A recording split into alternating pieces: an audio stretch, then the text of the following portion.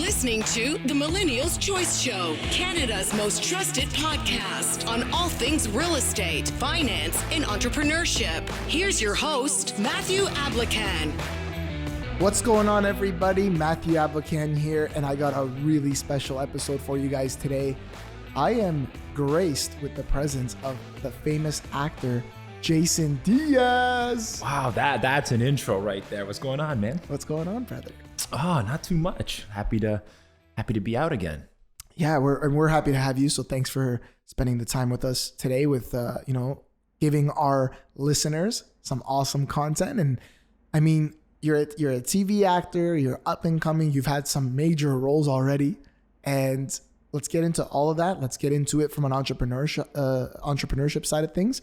And tell us about your upbringing. Tell us about where you come from. What made you want to be an actor? How'd you land a spot on the 100? And what are you working on next? Upbringing, I come from a Portuguese background. My parents were both born in Portugal. And I am first generation actor in my family. None of my family has tried to do this before. My father actually delivers bread for Weston's Bakery, which is what I was doing for a long time, and incredibly miserably, by the way. I used to wake up at like 1 o'clock in the morning to go deliver bread until 1 p.m.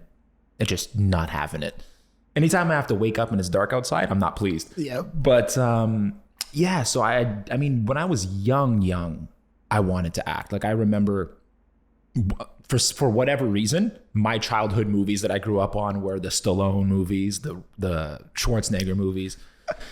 So I was running around like a lunatic trying to be Rocky or Rambo all the time. And I wanted to start acting back then, but never got put into any sort of acting school or training or whatnot. And then as I got a little bit older, insecurities or embarrassment or whatever kicked in, and I pushed it off, and eventually got back to it when I was 20 years old. So I didn't start acting until I was 20, 21. And then it just kind of went from there. Very slow start, very slow. And then once things finally started to get going, they moved pretty quick. Yeah. So first of all, I could totally see and get why you were into those Stallone movies. We said something off air. This is the example of prime, or what do we say? The example of masculinity. The prime example of masculinity. They got the Stallone and Schwarzenegger running around. Yeah. But you finished off the 100. You were on the last season of the show. You were Levitt. So tell us, like, how'd you land? How did you go from you started acting in your 20s again, you picked it back up, and now you landed like a breakthrough role? Like, that's a big deal. I mean, there's no fancy story to this one. I just, it was an audition that came through, and I've said this before, but for anyone that hasn't heard, I auditioned twice for it. So I auditioned for Levitt, and the audition went so-so. Wasn't thrilled with the audition. And then there was quite a bit of time that went by that was just silence. So I just assumed they went to somebody else and whatever. And then I randomly got a call like a month and a half, if not 2 months later, being like, oh, they want you back in to re-audition with some notes. Went back in, did it again. It was a much better audition the second time. And then I got the call that I had booked. And it shoots in Vancouver, which is always fun to have to fly out for work. And then, the other guy must have broke his leg or something. Most likely fell down a flight of stairs or something. Who else we got? Yeah. They're like, we got to go back to this guy. Damn it. No, I'm just messing with you, Matt. You're a great actor. So it's interesting to see that, someone who was into something as a child, obviously you could tell that's clearly your passion. You took a break from it, life circumstances, and then you came back to it. So how important was that for you, that, maybe you had to delay the gratification a little bit, but that kind of, all that life experience added up and now it helps you, I assume. Yeah. I don't know if it helps in the sense of Should probably not look in the opposite direction of the mic when I'm trying to speak.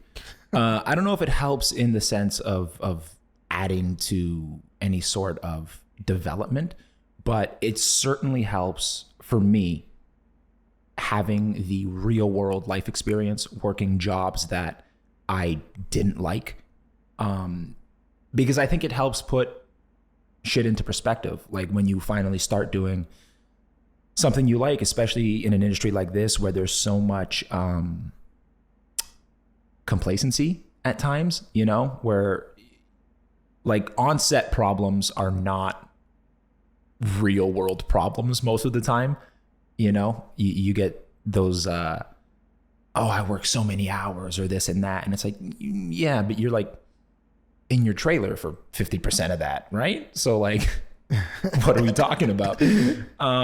And I think it's just that. I think anytime I run into actors, and there's the exceptions, of course, but anytime I run into actors that have that same sort of real world experience, they tend to be the most easy to work with people, because you don't really take for granted the fact that work for me now is being on a movie set, Right. you know, and it's it's just different. Like I could be there for 20 hours a day if they needed, and I wouldn't have a problem with it. So It's humble beginnings too. yeah. That upbringing. Like I was just saying on another episode, I was saying that on the weekends before, when we were kids, before we'd go to like a Chuck E. Cheese's or like a Palladium, which is not even around, but we would go to like cash and carry and these wholesale places, because my parents, immigrants from the Middle East, from Iraq, communist regime that they were running away from because they're facing religious persecution. Right. All this other stuff that they're going through. My dad actually went to Greece, to Montreal, then to Toronto. My mom went to Iran and then to Toronto. And they came here for a better life for us, but we have different struggles. But obviously we don't have the same struggles as they do, but we have different struggles, and that makes us who we are today. So I don't forget their mission and their journeys and all that. And then I don't forget my upbringing, because on Saturdays they were, buying stuff for their convenience store, for their coffee shop, and they had to go to cash and carry, and they could only do that on the Saturday. Mm-hmm. So we'd go with them. Danny and I would go with them, and we started learning, like they buy something for this much and they sell it for this much and they try to make a profit. And then the thing that got us engaged was these wholesale places. Looking back at it, obviously you regret it, but you don't know any better. They used to wholesale like those Pokemon cards, those Yu-Gi-Oh cards. Yeah. And it's like, they're so valuable now, some of those Pokemon cards, and we had access to them in bulk. Like you could buy like a box of packs and stuff like that. So it's definitely made me or made part of who I am today, personally. So yeah, I think don't get me wrong, immediate success would have been cool too. Definitely. Well, I love that. Definitely not turning away roles if you wanted to offer me friggin' the lead in some movie on my first audition.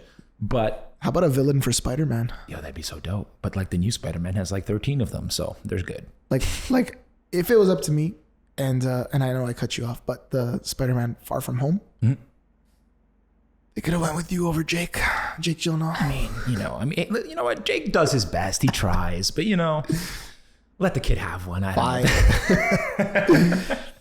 But yeah, like I was saying, like the immediate success is a trap in itself if you're not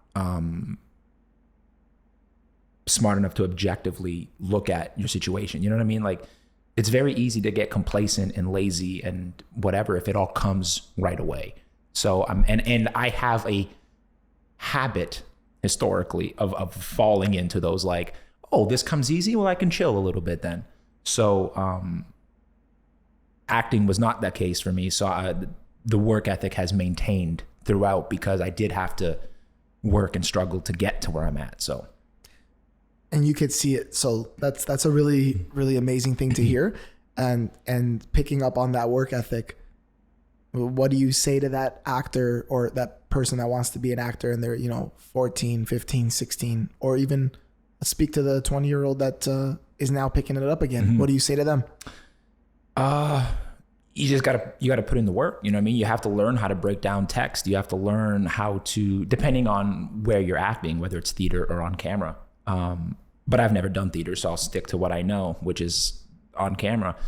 You got to learn all that stuff. You have to learn how to act within that medium. You have to learn how to, I'm going to say it again, text analysis, because it's the most important thing. If you don't understand the scene and you don't understand what is required of your character within that, it's very hard to deliver a performance that anybody wants to watch because it's disconnected from the point of the material.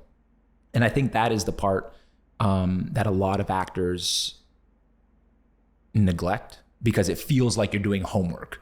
You know, it feels like you have to sit down with a pen and paper or whatever. And it's just not as fun. It's not the fun part of the job. So, but yeah, the text analysis is the most important thing. And then just getting reps in, for lack of a better term. You know what I mean? Get in a class, or not even in a class if you are not in a position where you can do that. Get with friends that are trying to be actors and do scenes at home and just act as much as you can. And you develop that skill the more you do it. Not everyone is DiCaprio who does it right away type thing. So, but it's interesting that you brought him up because he's one of my favorite actors. When he was doing Wolf of Wall Street, which I think he did a great job at. Yeah. The original Jordan Belfort, the actual guy, the original one.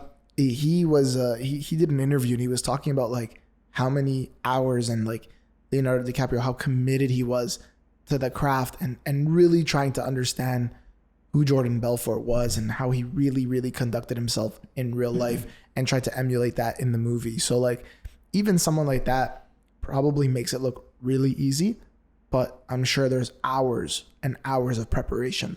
Oh, 100%. Just to get to that point. And also, like, I've never had the privilege yet of hopefully one day I will, but of playing a real person.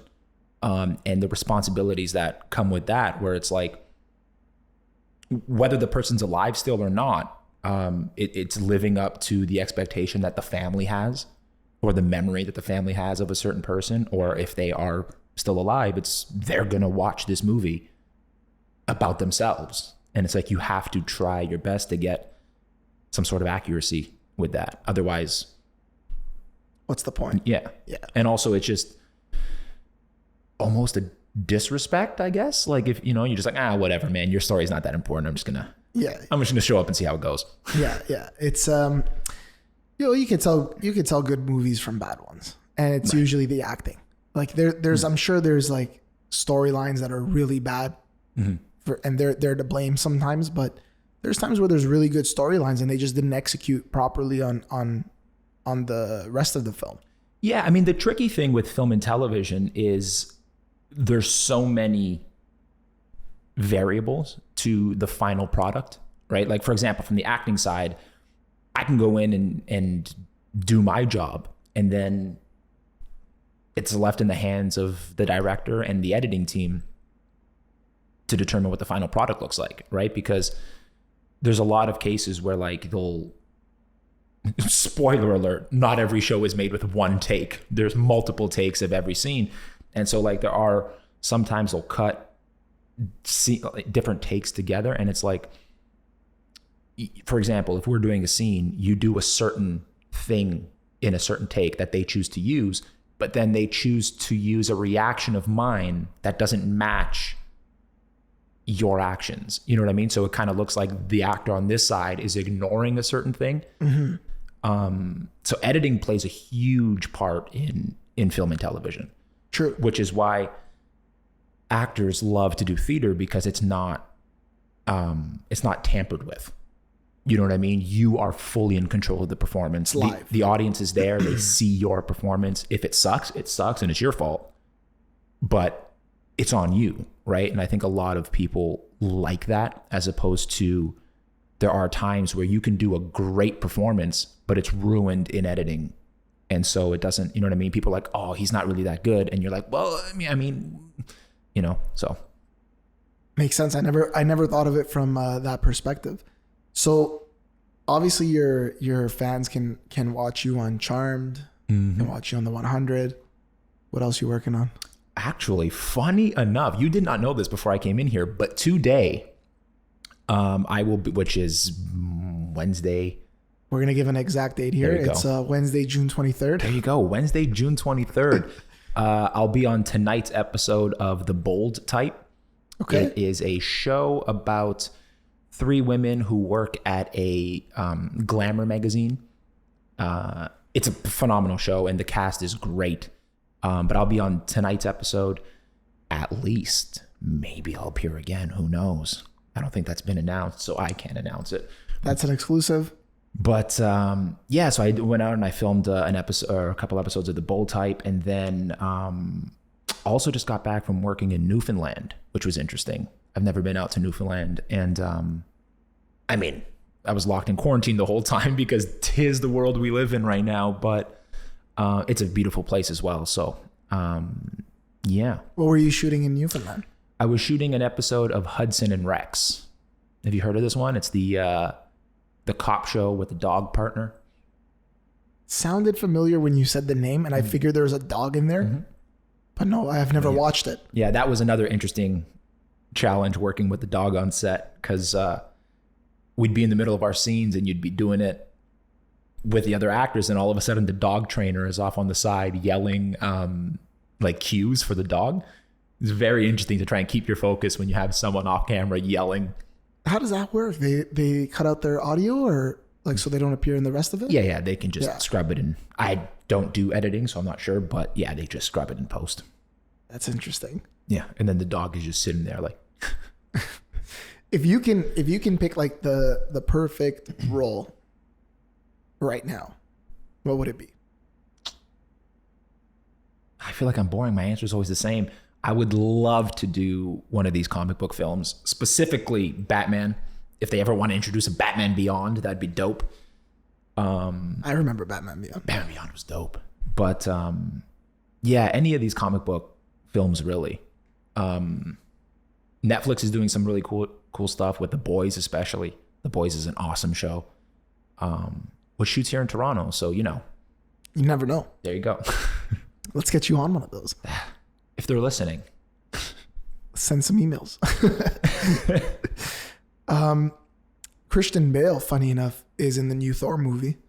Yeah, I saw that. Yeah, he's the villain. Yeah, everyone's in that movie. I feel like that movie. Did you see how huge Chris Hemsworth is for this movie, by the way? This man is out of his mind. Chris Hemsworth is a beast. Easily the biggest he's ever been. It's absolutely absurd. The Ragnarok film that was done mostly in like all improvised, which I would have a heart attack. Was it? Yeah. Apparently like a lot of that movie was improvised. So yeah. How does that work when you have to improv? That's a great fucking question. Have you done it before? I've done bits, like nothing crazy, but I'm not a big fan. I'm not a big fan of improvising. I like sticking to the material. If someone else initiates the improv, I'm a lot better at going along with it. But initiating improv is always tricky. It's like, what do you?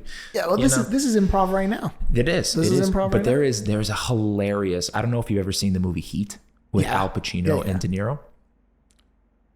The main scene in that movie, which is where they're sitting at that, I don't know if it's a coffee shop or if it's a bar, whatever they're sitting at, and it's just the two of them and they're talking.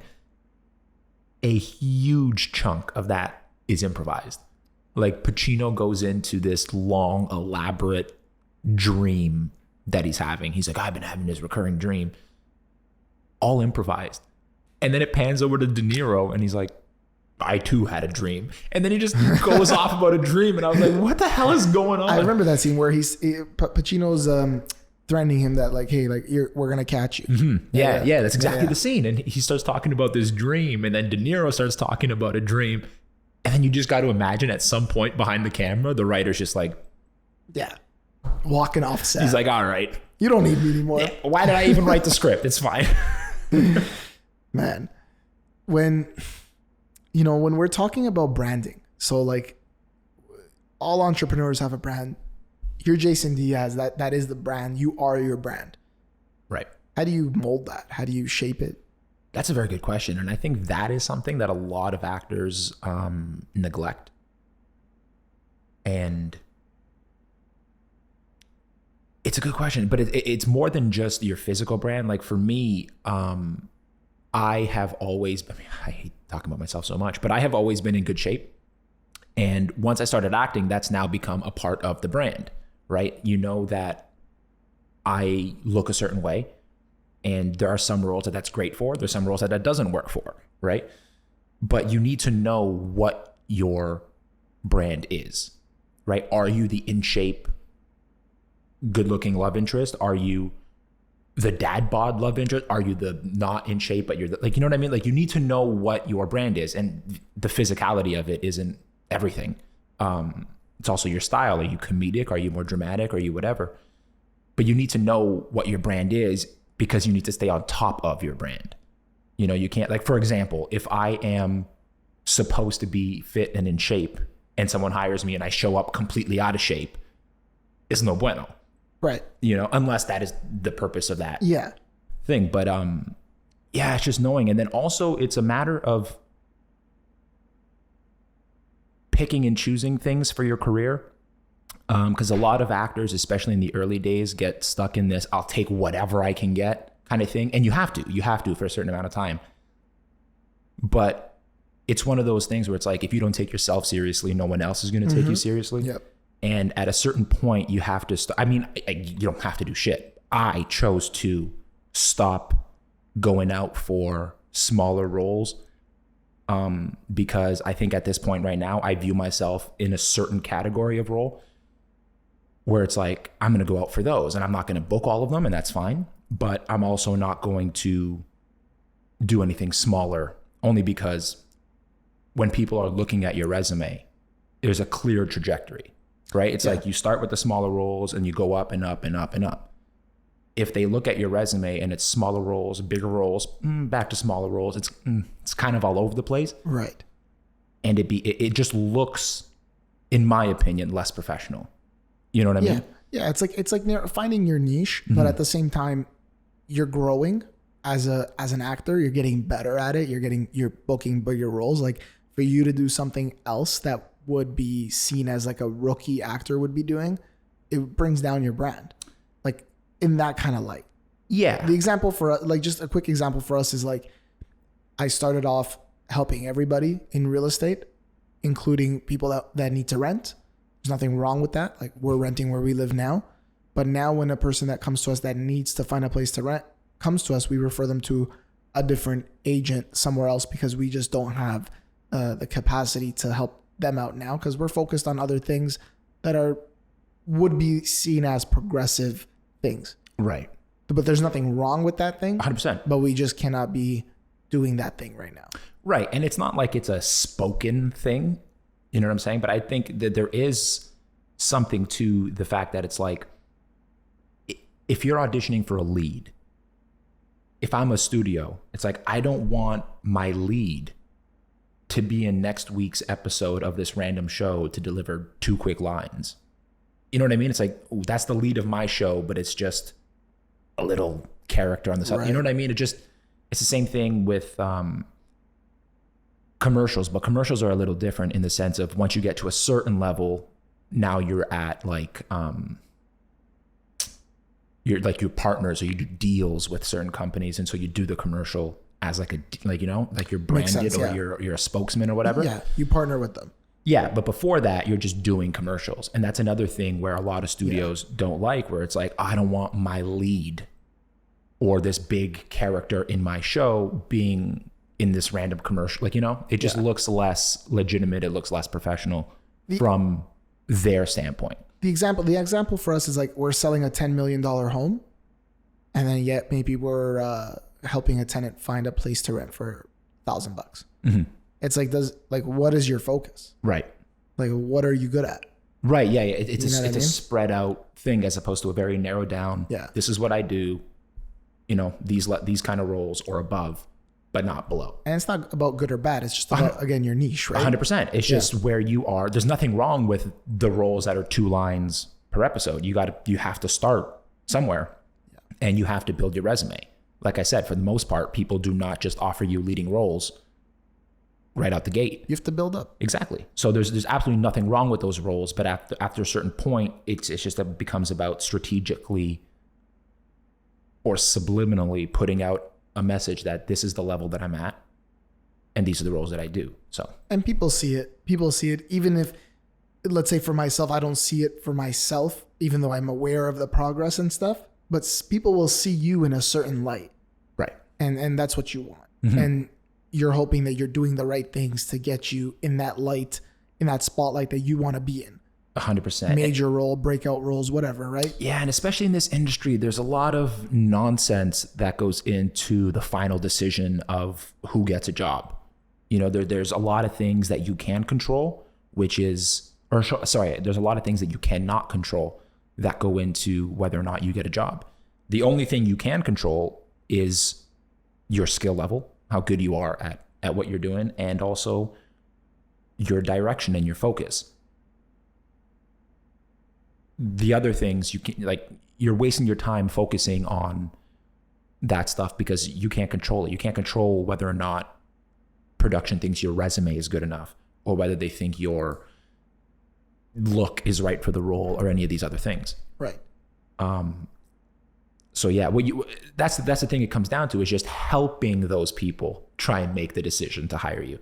And if the more clear and focused and purposeful your career looks, the easier people feel in giving you an opportunity and whatnot. Yeah, all you're doing to them is just guiding them to where they want to go. Yeah. Are you the right guy for that? That's what it comes down to. Right. For that role. You said something else earlier about now you've chosen not to pursue other maybe roles that just don't align with, let's just say, your brand right now. So saying no is so important too. Absolutely. It's the hardest part. Yeah. Especially in this industry where it's so hard to get any work.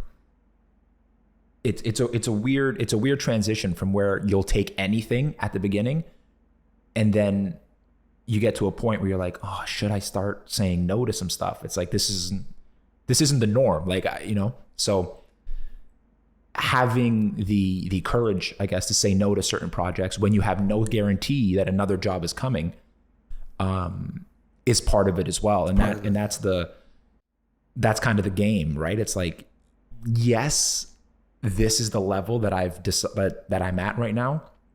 And it's like, oh man, but there's no guarantee that something at this level is going to come in within the next however length amount of time. Right. So it's like, it's having the courage to be like, yeah, I'm going to say no to this, and I might be unemployed for a few months, but it is what it is, because this is where I'm at. But most people don't know how that feels. Like right now we got 3 entrepreneurs in the room. We have myself, we have you, Jason, we have Carson, who's our production manager, staff, team member, all that stuff, director. We don't know what it's like to get a paycheck every 2 weeks. Like I don't remember the last time I did that, man, was Johnny Rockets in Vaughan Mills Mall. Johnny Rockets. That's back in the... Are they even still around? No, they're actually all shut down in Canada. That's right. That's what I thought. Yeah, after I was gone, and just downhill from there. I mean, it makes sense. Yeah, but Johnny Rockets and Lucky Strikes, the bowling alley. Yeah. And I used to work both at the same time. Both jobs. Nice. Yeah. And then it was a Monday that I was gone from both jobs. Like I was done. I was licensed. I stuck with them through the winter months because the mall is always busy during the winter time for Christmas and Hanukkah and all these other things. People buy gifts all the time. And it's like, I stuck with them, but I was doing my first real estate deal, like right off the gate, like right out of the gates, I should say. And I was like, I'll stick with you guys. I did. And then I was gone. No 2 weeks notice. Right. Nothing. I had to leave. I told the guys, I said, I had my 2 weeks notice for the last 2 years. It's not happening. But that was the last time I got a paycheck. So like consistently where like you knew in 2 weeks. Every 2 weeks. Yeah, it was payday. Or you're working, you're getting tips. It's the restaurant business. You know how it is. Right.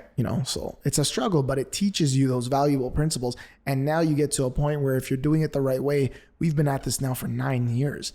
Like, how long have you been like preparing to be an actor? Like almost your whole life. Right. Well, I started training about 8-9 years ago. So it's been about 8 or 9 years. Yeah. So it's one of those things where you're an expert in your craft. I think after year 10, the likelihood of you surviving, it happens after year 5. Once most people, they drop out within the first 5 years, but then expert level, usually 10 years. That's what I've heard. Right. Well, that's actually another thing, is when you asked, circle back to like giving advice to either young actors or people that are just starting, it's just sticking with it. Yeah. If it's something that you have decided or realized that you truly want to do, it's like, it's not going to happen soon. Most likely. They're the exceptions. But the odds are you're going to struggle at it for years.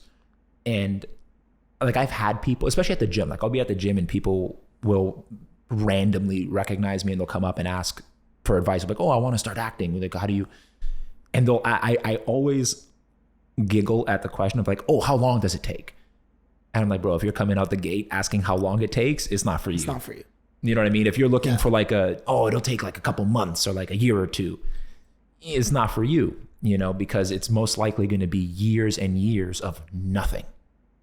And then you fall into those time periods where it's like, you can't really watch shows because you're recognizing people that are working. You're like, oh man, I think I'm better than that person. How come they're working and I'm not working? And then that's a completely other game that you play with yourself. Like, it doesn't matter because the odds are you're not going out for those same roles anyway. Right. So it's like, why are you stressing over the fact that this person that's completely not in your hit is working? Like, I remember one time, this is years ago, but a friend of mine, this young lady, booked a job. And I remember for some reason, I caught myself being like jealous that she booked. And I was like, I'm not competing with this anyway. Like, this is not a role that it's not like it's a role that I should have gone out for and I didn't. You know what I'm saying? So you just drive yourself crazy. It's just a matter of staying in the game and being patient. And eventually it comes around. Yeah. Keeping the course, stay the course, doing the right things. We get an equivalent question that, so on a weekly basis, we get 2 people that want to join the company. We're a small team. We're 6 people.